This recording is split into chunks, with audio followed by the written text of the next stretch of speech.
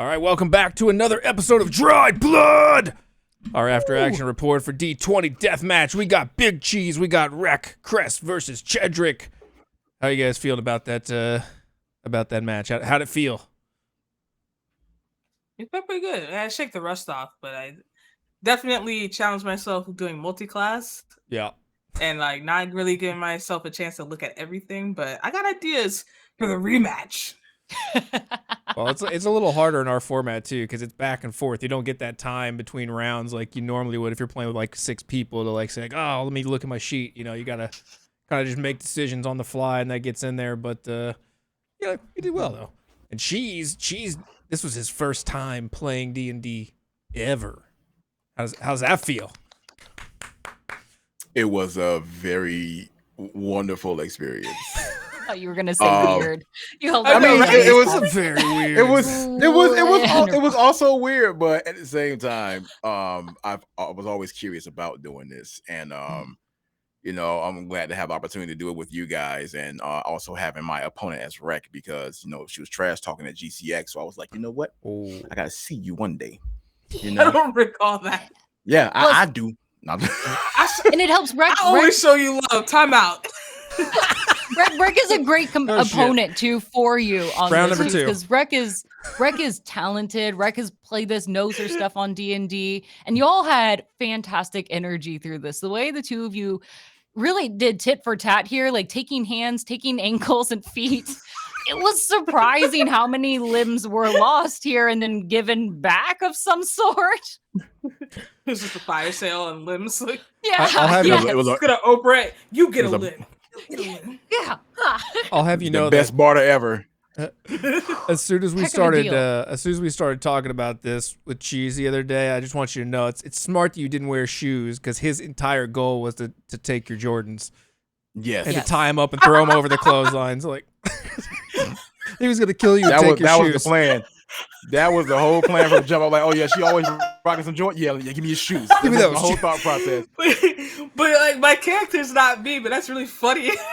I was like, I'm gonna need those shoes, yo. Like, you ain't wearing no shoes. All right, I'm gonna take. You know what? It's a strategy. It's a strategy. Instead of attacking the character, you attack the player instead. Yes. Make it No, personal. that's funny as hell.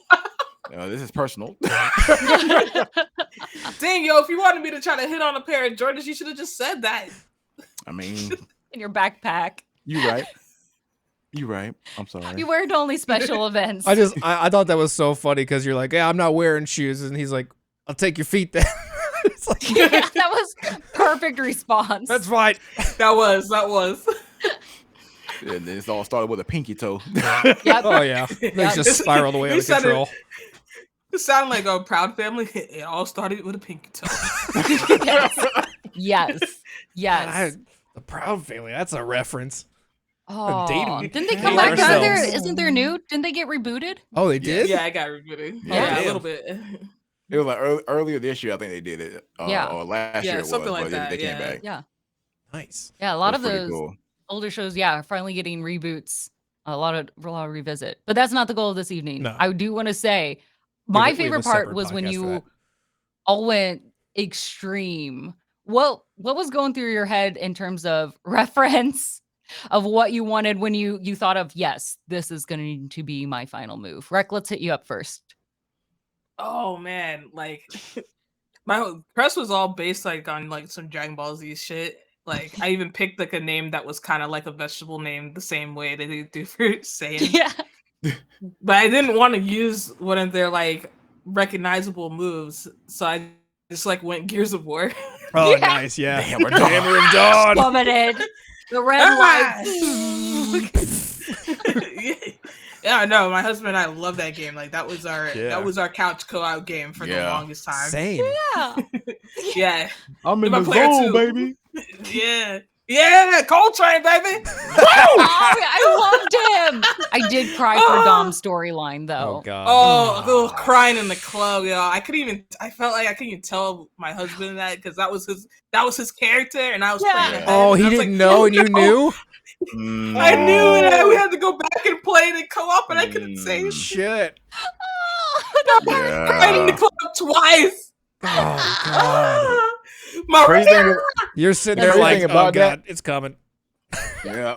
The crazy thing about that, I didn't play that game for a good 2 weeks after that happened. I was like, nah, I'm going Yes, That shit'll fuck you up. I'm not You're finishing the story. Traumatizing. We had more than Yeah. that. We had more than that. We went through 3 games trying to find this woman, and that's how we go out.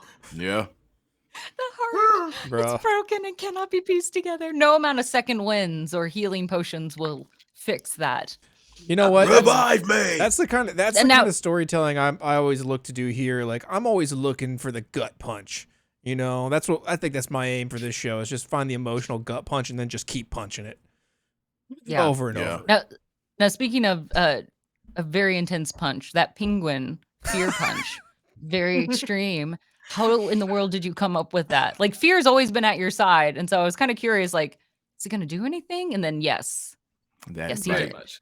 If you didn't recognize by the time that he rolled at 18 that he's going to be a problem, Fair. I don't know what to tell you. But you know, like He I said, showed up the arbiter. Yeah, Fear's my bro. So it's like we always have our goofy moments. And like his character is a penguin. Like he streams on Twitch and his character is a penguin. So I was like, you know what? I'm gonna come up with this concept because we always think of dumb stuff. So that's where I get the super spinning penguin. When you started saying that fear was spinning, I was picturing Gatsuya from the move from Naruto, that kid used with the dog. Gatsuya. I was like, oh no, it's Akamaru. I was ready for it. I was like, but it was just I was like as soon as you say like an ultra move, I was like, oh, I finally get to do something. Oh shit, this is gonna be great. Yes. Go big. So, I loved it, and like I said, this whole experience was great. I loved it, man.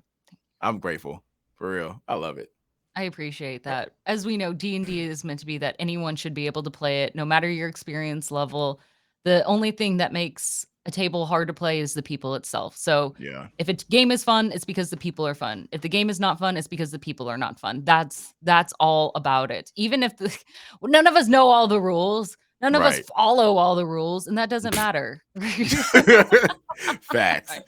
Yeah, I mean, I know she said that I was experienced, but this is like the campaign I'm on right now is only the second ever campaign that I've been in. Yeah. Like, so it's a lot of stuff to learn, but it's fun.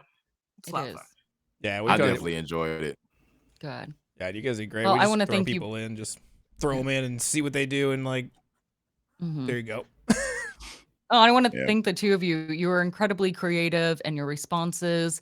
And as we know, what tells a good story is how creative our players are. And this was hilarious and had us rolling so many times because you two are clever. You two know how to create characters that are interesting. So I want to thank you two both as we begin to wrap this up. Now, I'm going to ask you to get in character one last time.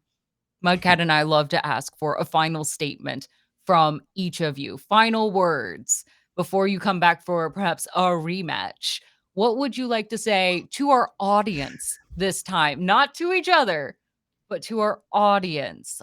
Whoever would like to go first and is ready, I'll allow that. I'll let Dig go first. I was gonna let Cheese go first because this is his first time doing shit, but damn. It's cold. I was gonna let you say them nice words. He's got no fucking chill. You gotta make people think that we beef for real. Yeah, that's right. B, you know what I'm talking about? Yeah. D&D beef, you know what I'm saying? D&D beef. This would be great for our engagement. Yes.